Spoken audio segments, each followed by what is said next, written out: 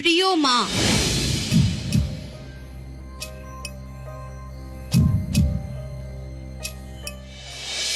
ইন্দিরা।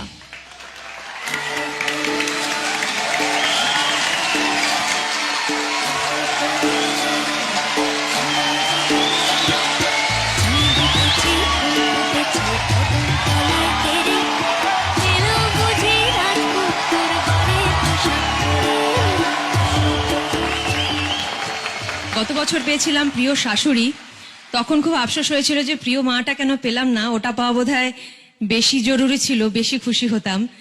এবছর সেটা পেয়ে গেলাম। Thank you so much. প্রিয় মা ইন্দিরা, বধূবরণ।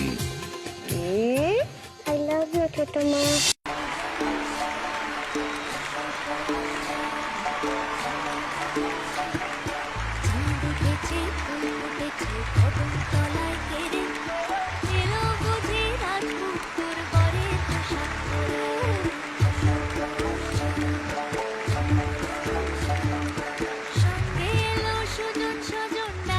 পরপর 2 বছর বেস্ট মা, এটা চারটিখানি কথা না, এটা আমার ব্যক্তিগত জীবনের জন্য আমার কাছে এটা একটা বিরাট বড় পাওয়া। থ্যাংক ইউ সো মাচ সবাইকে।